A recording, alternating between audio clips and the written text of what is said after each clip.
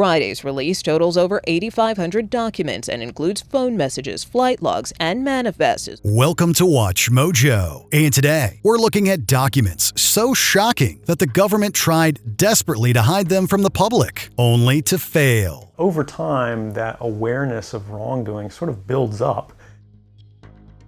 The Downing Street Memo. Smoking guns can come in many strange and disparate forms. In 2005, it was the minutes of a meeting leaked to the press. The Downing Street Memo detailed a secret conversation among British officials in 2002 regarding messaging strategies around the impending U.S. invasion of Iraq. 8 more documents from 2002 leaked to the Associated Press over the weekend, further suggesting that President Bush and British Prime Minister Tony Blair were determined to remove Saddam Hussein from power within weeks or at the latest months after 9/11. It revealed that Washington had already decided on war. The document shattered the public narrative that war was a last resort or based on bad intelligence. The US and the UK governments knew the truth beforehand. The crucial question is, why did they turn away? Why did the Bush administration turn away from al-Qaeda and go to Iraq? Both governments downplayed it, but the memo showed the world how politics will shape the facts to justify invasion. The rush to war had been from the start.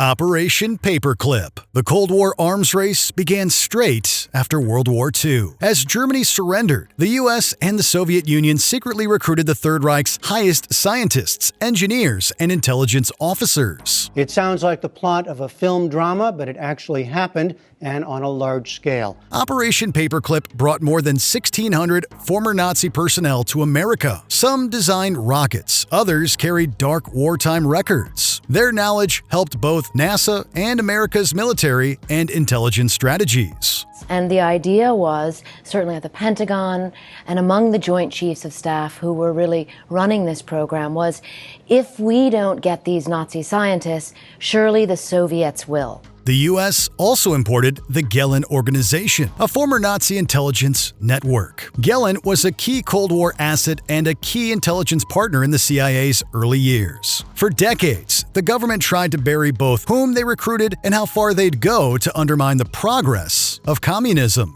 So this idea that you can just whitewash someone's past, I think, is important to look into and to investigate so that that truth can be reconciled. CIA family jewels. When the CIA even keeps secrets from the presidents, you know they did something horrible. The Family Jewels was a 693-page internal report compiled in 1973, detailing decades of illegal and unethical operations. The CIA, America's spy agency, has just released nearly 700 pages of declassified documents detailing decades of illegal activities. There were domestic spying operations on journalists and anti-war activists. They created multiple assassination plots against foreign leaders and performed drug experiments on unwitting subjects, meant to stay buried. The report was forced into the open after Watergate compelled journalists and Congress to poke around in shadowy corners. There are people inside those agencies that want truth to emerge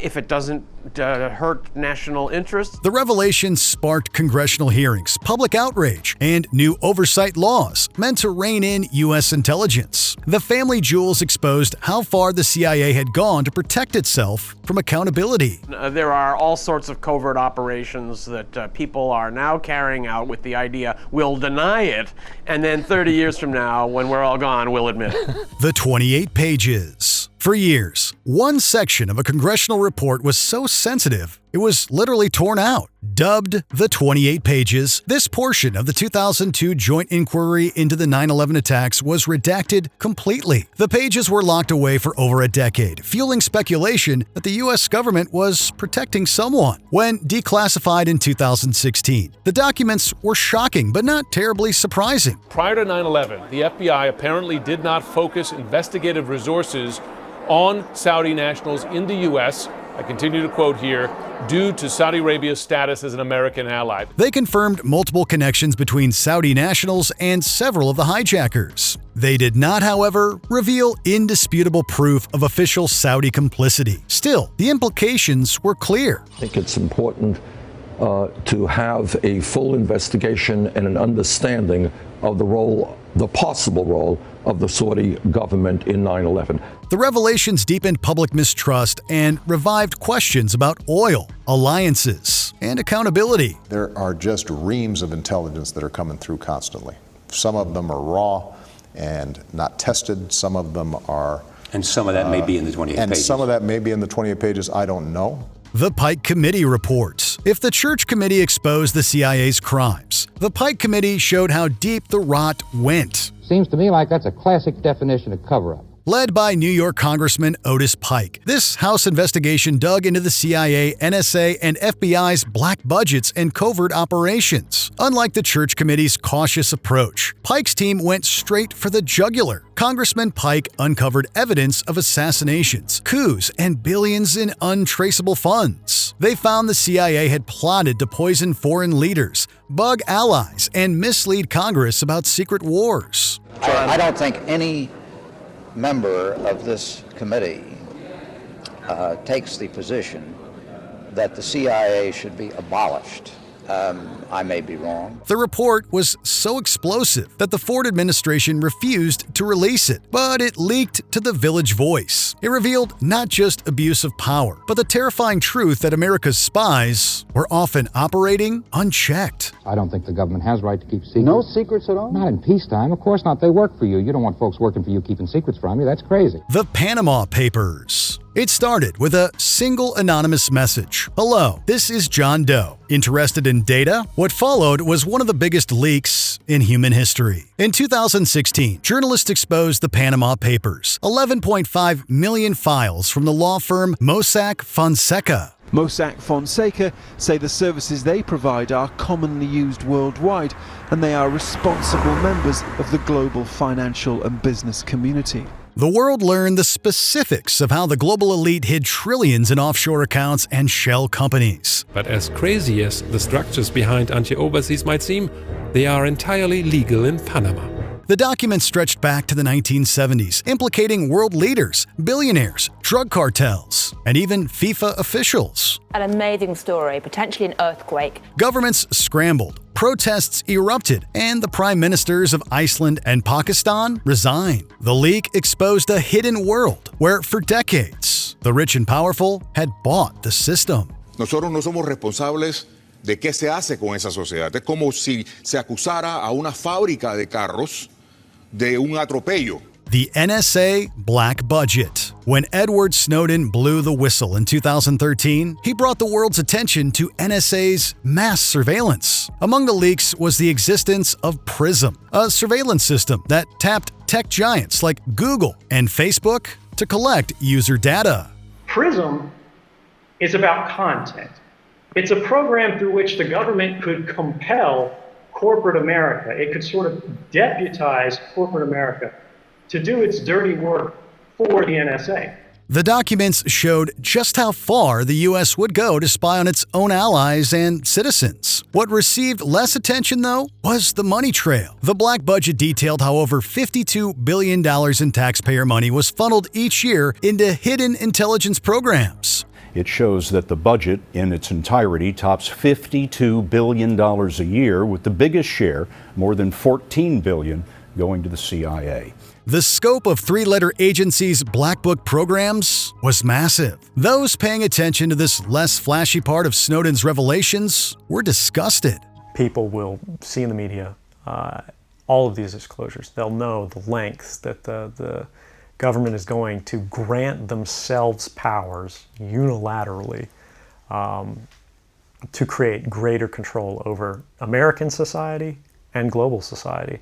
The Nixon Tapes. Sometimes, the cover-up really is worse than the crime. Between 1971 and 73, President Richard Nixon secretly recorded more than 3,700 hours of conversations. We all know that this whole, almost hysteria about the bombing has been a media-created damn thing. He taped virtually everywhere he went, from the White House to Camp David. Meant to preserve his legacy, the tapes ironically destroyed it instead. Where investigators uncovered their existence during the Watergate scandal, Nixon fought to keep them hidden. His argument of executive privilege fell flat at the Supreme Court. Once released, the recordings revealed corruption, political sabotage, and attempts to obstruct justice.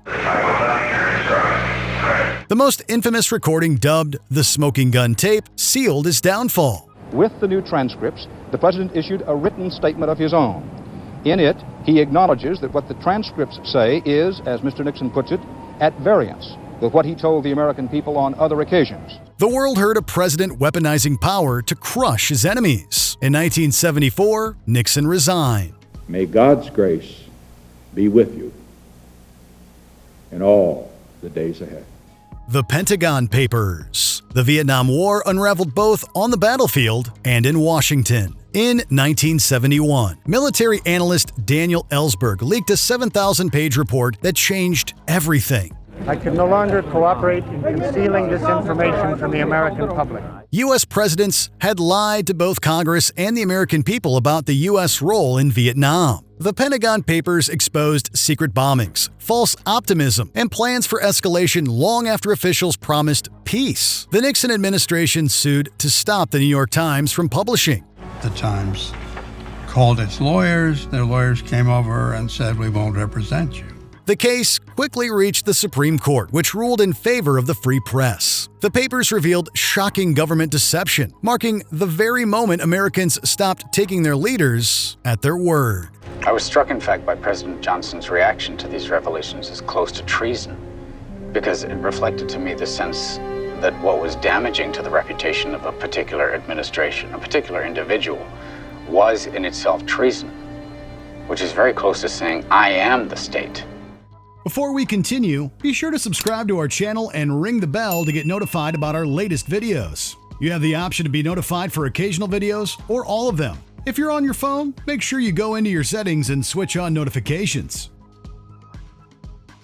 The Epstein List. In 2019, financier Jeffrey Epstein was arrested on suspicion of running an elaborate sex trafficking operation. The number of girls that have been put into therapy because of this one individual or this group of individuals is just astronomical. He took his own life a month later in a Manhattan jail cell. But what followed was even murkier. There have been years of speculation over his network of powerful associates. It's really a Democrat hoax because they're trying to get people to talk about something that's totally irrelevant. Court filings and unsealed records revealed a web of billionaires, royals, politicians, and scientists. Some were accused of terrible crimes and others were merely connected. The Epstein List became shorthand for elite protection, including sealed evidence, name redactions, and uncharged co-conspirator. Why did some of the most powerful men in the world flock to him? What was Bill Gates doing